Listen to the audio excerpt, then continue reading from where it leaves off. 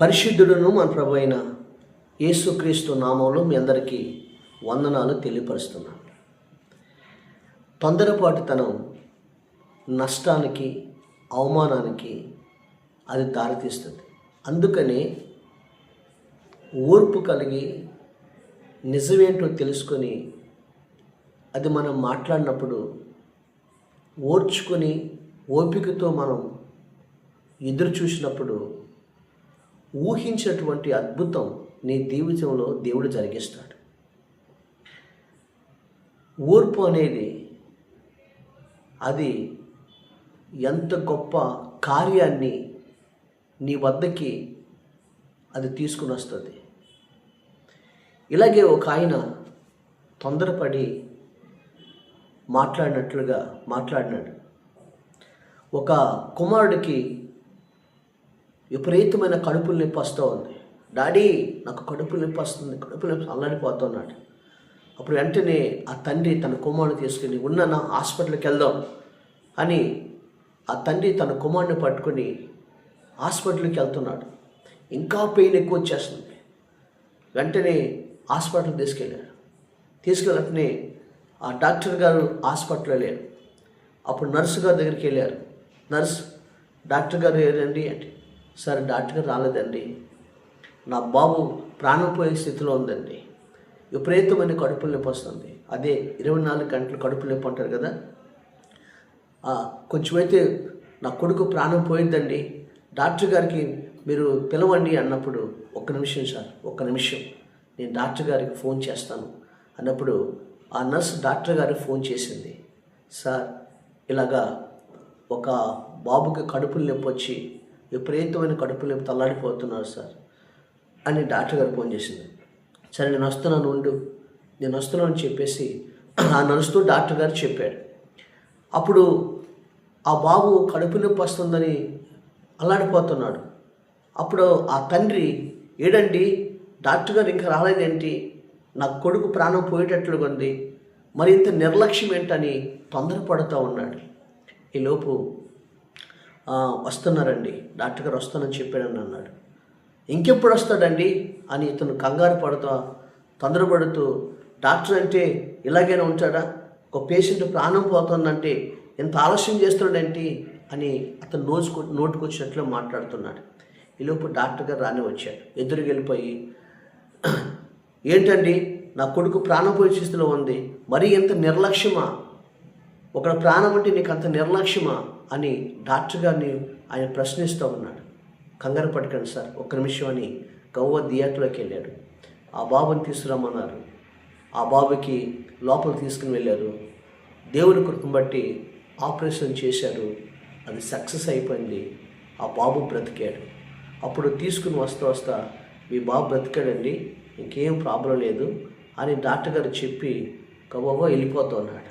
అప్పుడు ఆ తండ్రి అంటున్నాడు, చూశారండి, మరి ఇంత నిర్లక్ష్యమా, మరి ఇంత గర్వమా డాక్టర్ గారికి, కనీసం ఒక నిమిషం కూడా ఉండకుండా వెళ్ళిపోతున్నాడేంటి అని నర్సుతో చాలా తొందరపడి మాట్లాడుతూ ఉన్నాడు. ఈలోపు నర్సు అంది, సార్, రాత్రి డాక్టర్ గారి కుమారుడు యాక్సిడెంట్లో చనిపోయాడండి. ఆ శవము, డాక్టర్ గారి కుమారుడికి శవం ఇంట్లో ఉందండి. నా కుమారుడు చనిపోయాడు, కానీ నా కుమారుడు ప్రాణం విడిదిరిగిపోయింది, ఇంకొకరి ప్రాణం పోకూడదని తన కుమారుడు శవం ఇంట్లో ఉండి కూడా నీ కొడుకుని వచ్చి బ్రతికించాడని డాక్టర్ గారు. ఇప్పుడు వెళ్ళి ఆయన తన కుమారుడిని భూస్థాపితం చేయాలండి. అందుకని ఆ డాక్టర్ గారు తన కష్టములో ఉండి కూడా, తన దుఃఖములో ఉండి కూడా ఆయన నీ కొడుకు ప్రాణాన్ని బ్రతికించాడండి అని ఆ నర్సు చెప్పినప్పుడు ఆ తండ్రి తలదించుకున్నాడు. ఆ తండ్రి వెంటనే తలదించుకున్నాడు. ప్రియమైన దేవుని బిడ్డలారా, మన జీవితాల్లో కూడా మన పరమ తండ్రి అనే దేవుడు నీ జీవితంలో కూడా నీకు ఇచ్చిన వాగ్దానమును ఆయన నెరవేరుస్తాడు. ఈరోజు నీ ప్రార్థనకి ఆలస్యమైందని, ఈరోజు నీకున్న కష్టాన్ని బట్టి, నీకున్న ఆ బాధను బట్టి భరించలేక దేవుని మీద మనం నిందించడం, తర్వాత ఎదుటివాడిని మనం ఎదుటివాడి మీద నింద మోపటం మనం చేయకూడదు. మన జీవితాల్లో అది నిజాలు తెలుసుకుంటానికి, దేవుడిని కార్యం జరగటానికి ఓర్పు కలిగి, ఓర్పుతో సహనముతో నీవు ఎదురు చూసినప్పుడు ఆ ఓర్పులోనే ఊహించని అద్భుతాన్ని దేవుడు చేస్తాడు. ఇలాగే బేతనియ గ్రామంలో యేసు ప్రేమించినటువంటి మార్తా మరియ కుటుంబం ఒకటి ఉంది. తన సహోదరుడటువంటి లాజరు రోగి అయి మంచం మీద పడి ఉన్నాడు. ఆ విషయాన్ని ఈ సహోదరులు ఇద్దరు వేరే ప్రాంతంలో ఉన్నటువంటి యేసు ప్రభు వారికి కబురు పెట్టడానికి పంపించారు. అయ్యా, నువ్వు ప్రేమించినటువంటి లాజరు రోగి అయి ఉన్నాడు, అందుకని నిన్ను రమ్మని వాళ్ళు పిలిచారు అన్నాడు. యేసు ప్రభు వారు అక్కడే నిలిచి ఉన్నాడు. 3 రోజులు అక్కడే నిలిచి ఉన్నాడు. ఇక ఎదురు చూసి ఆ లాజరు మంచం మీద చనిపోయాడు. ఇక పక్కన వాళ్ళు అందరూ అంటారు కదా, ఆయన మీ ఇంటికి వచ్చేవాడు, మీరు ఆయనకి ఎంతగానో పరిచర్య చేశారు. యూదులు అప్పటికే యేసు ప్రభుని రాళ్లతో కొట్టడానికి ఎదురు చూస్తూ ఉన్నారు, వేరే కారణాలు బట్టి. ఇక యేసు ప్రభు వారు అక్కడే నిలిచి ఉన్నాడు. ఈలోపు లాజర్ని సమాధిలో పెట్టేశారు. 4 దినాల తర్వాత యేసు ప్రభు వారు బేతనియ గ్రామానికి వచ్చారు. అప్పుడు 4 దినాల తర్వాత వచ్చినప్పుడు అందరూ ఏమంటారు చెప్పండి? బాగున్నప్పుడు రాలేదు, ప్రాణం ఉన్నప్పుడు వచ్చి ప్రార్థన చేస్తే ఆయన బతికేవాడు కదా, ఇప్పుడు వచ్చాడు ఓదార్చడానికి అని అడిగేవాళ్ళు లేకపోలేదు. ఈలోపు యేసు ప్రభు వచ్చిన సంగతి తెలుసుకొని ఆ మార్త పరిగెత్తుకొని వచ్చింది. ప్రభా, నీవు ఇక్కడ ఉన్న ఎడల నా సహోదరుడు చనిపోయేవాడు కాదు అని ఆ మార్త యేసు ప్రభుని అడుగుతుంది. అప్పుడు యేసు ప్రభు వారు ఒక మాట అంటున్నాడు. యేసు ప్రభు అంటే, అమ్మా, నీ సహోదరుడు మరలా లెగుస్తాడు అని ఆమె చెప్పినప్పుడు మార్త ఏమంటుందంటే, పునరుద్ధానమందు లెగుస్తాడని నాకు తెలుసు ప్రభా అని ఏమంటుందండి యేసు ప్రభుతో అంటుంది. యేసు ప్రభు అన్నాడు, పునరుద్ధానమును జీవమును నేనే, నా యందు విశ్వాసం ఉంచిన వాడు తిరిగి మరలా బ్రతుకునని యేసు ప్రభు వారు చెప్పాడు. అప్పుడు యేసు ప్రభు అన్నాడు, ఈ మరణము దేవుని కుమారుడు మహింపరచడానికి వచ్చిందని ప్రభు చెప్పారు. ఈలోపు యేసు ప్రభు వారు ఆ సమాధి దగ్గరికి వస్తున్న సమయంలో తన సహోదరి మరియ ఉంది. ఆమె ఏడుస్తూ వచ్చి యేసయ్య పాదాల దగ్గర మీద పడిపోయింది. యేసయ్య పాదాల మీద పడిపోయినప్పుడు అక్కడ యేసు ప్రభు కూడా ఆ మరియ ఏడుస్తున్నప్పుడు, వాళ్ళ బంధువులు ఏడుస్తున్నప్పుడు, యూదులు ఏడుస్తున్నప్పుడు యేసు ప్రభు కూడా కలవరపడి ఏడ్చాడు. అప్పుడు వాళ్ళు ఏడుస్తున్నప్పుడు యేసు ప్రభు కన్నీళ్ళు విడిచాడు. ఎందుకంటే ఆ కుటుంబం అంత అనుబంధం యేసయ్యకి. అప్పుడు సమాధి దగ్గరికి వచ్చారు. అందరు అనుకుంటున్నారు చచ్చిపోయిన తర్వాత 4 దినాల తర్వాత ఈయన వచ్చి సమాధి దగ్గర ఏం చేస్తారు అనుకున్నట్టుగా ఉన్నారు. ఆ సమాధి రాయిని తీయమన్నారు. అప్పుడు సమాధి రాయిని తీసిన తర్వాత యేసు ప్రభువారు ఒక మాట అంటున్నాడు. 11వ అధ్యాయం చూడండి, 39వ వచనం. యేసు రాయి తీసివేయని చెప్పగా చనిపోయిన వారి సహోదరి అయిన మార్త, ప్రభా చూడుము, చనిపోయిన 4 దినములైనది కనుక ఇప్పటికీ వాసన కొట్టునని ఆమెతో చెప్పాను. అందుకు యేసు, నీవు నమ్మిన ఎడల దేవుణ్ణి మహిమ పొందుతావు. తొందరపడమైంది, ప్రభా చనిపోయి 4 రోజులు అయిపోయింది, ఇప్పటికే వాసన కొడుతుంది అయ్యా, ఇంకేం చేస్తావు అంటుంది. మన జీవితాల్లో కూడా దేవుడు నీ జీవితంలో అద్భుతం చేసే ముందు మనం అడ్డుపడుతూ ఉంటాం.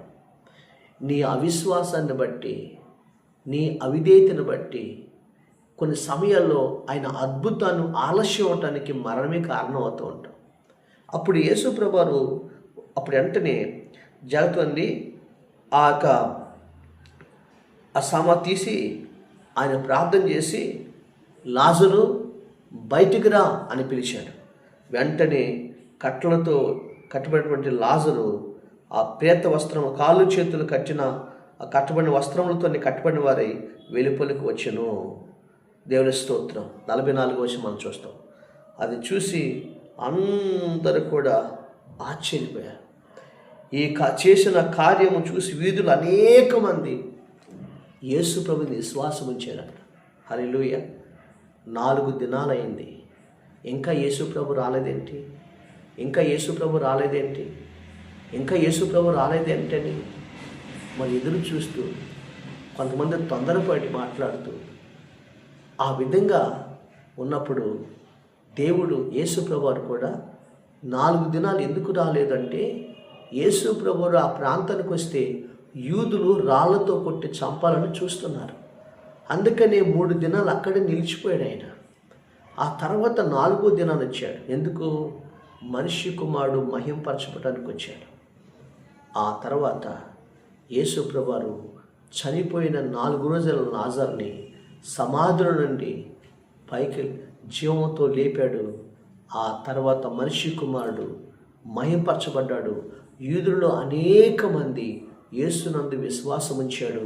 అక్కడ రాయబడింది, కని విని వెరిగినటువంటి అద్భుతాన్ని 4 రోజుల తర్వాత ఆ మార్తా మరియా ఇంట్లో ఆ లాజరు పట్ల దేవుడు అద్భుతాన్ని జరిగించాడు.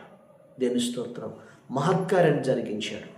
ఆ కార్యాన్ని తెలుసుకున్నటువంటి చుట్టుపక్కల గ్రామాల యూదులందరూ కూడా లాజరును లేపిన యేసుని, లేపబడిన లాజరును చూడటానికి వేలాది మంది ప్రజలు ఆ ఇంటికి వచ్చారు. ప్రియమనే దేవుని బిడ్డలారా, ఈరోజు నీ కార్యము కోసం నువ్వు తొందరపడి అవిశ్వాసాలుగా మారొద్దు. నువ్వు తొందరపడి దేవుడి మీద సనగొద్దు. నీ కార్యము దేవుడు జరిగిస్తాడు. అనేక మంది ప్రవక్తల్లో కూడా, పెద్దల్లో కూడా ఓర్పు చేత వాగ్దానములను ఓర్పుతో సహించి వాగ్దానములను స్వతంత్రించుకున్నారని బైబిల్ గ్రంథంలో రాయబడింది. ఈరోజు నీ జీవితంలో కూడా తొందరపడొద్దు, ఓర్పు కలిగుండు, విశ్వాసముతో ఎదురు చూసి ప్రార్థించు. దేవుడు అద్భుత కార్యం నీ జీవితంలో జరిగించబోతున్నాడు. అందుకని యోహాను 11:40 వచనం చూసినట్లయితే 11:40లో నువ్వు నమ్మిన యెడల దేవుని మహిమను చూతువని నేను మీతో చెప్పలేదా? ఆ దేవుని మహిమను నువ్వు చూసినట్లుగా ఈరోజు ఓర్పుతో ఎదురు చూడు. దేవుడు అద్భుతమైన కార్యం నీ జీవితంలో ప్రభు జరిగించబోతున్నాడు. దేవునికి స్తోత్రం కలుగునుగా. నీ బిడ్డల వివాహం విషయమైనా, నీకు ఉద్యోగ విషయమైనా, ఈరోజున నీ ఇల్లు విషయమైనా, ఈరోజు అనారోగ్యంతో ఒకవేళ ఎన్ని ట్యాబ్లెట్లు వేసుకున్నా, ఎన్నిసార్లు వెళ్ళినా ఇంకా నా జీవితంలో ఈ రోగం తగ్గలేదే, ఎంత ప్రార్థన చేసినని కృంగిపోకుండా ప్రార్థనతో ఎదురుచూడు. దేవుడు నీ ఇంటిలో, నీ ఆరోగ్య విషయంలో, ఉద్యోగ విషయంలో, నీ బిడ్డల వివాహం విషయంలో దేవుడు అద్భుతమైన కార్యాన్ని, గర్భఫలం విషయంలో ఒక మహోన్నతమైన కార్యాన్ని దేవుని జీవితంలో జరిగించబోతున్నాడు. ప్రభు కొరకు ఎదురుచూడు, వాగ్దానం స్వతంత్రించుకో. అద్భుత కార్యం నీ ఇంటిలో దేవుడు జరిగించును గాక. పరిశుద్ధుడైన మా తండ్రి, ఈ వాక్యము ద్వారా మా అందరితో మీరు మాట్లాడినందుకు స్తోత్రాలు. అలాంటి అద్భుతాన్ని, మహత్కార్యాన్ని నీ బిడ్డల జీవితంలో మీరు జరిగించమని, దేని కొరకు ప్రభు నీ బిడ్డలు విసిగిపోతున్నారు, ఇక నేను ఎదురు చూడలేను, ఓర్చుకుని అంటున్నారు ప్రభా, వారికి ఓర్పును దయచేయండి, విశ్వాసం దయచేసి ప్రభా ఎదురు చూస్తున్న కార్యాన్ని, ఊహించినటువంటి కన్నీ విరిగినటువంటి అద్భుత కార్యాన్ని బిడ్డల జీవితంలో జరిగించమని ప్రభా, ఉద్యోగ ప్రయత్నంలో ఉన్నారు, శ్రేష్టమైన ఉద్యోగం దయచేయండి ప్రభా. వివాహం ప్రయత్నంలో ఉన్నారు, శ్రేష్టమైనటువంటి బిడ్డల వివాహం జరిగించండి. గర్భఫల విషయంలో శ్రేష్టమైనటువంటి గర్భఫలాన్ని దయచేయండి. ఇల్లు కట్టుకునే విషయంలో కొనుక్కోవాలనుకుంటున్నారు, ఆ ఇల్లు విషయంలో అద్భుతం జరిగించండి.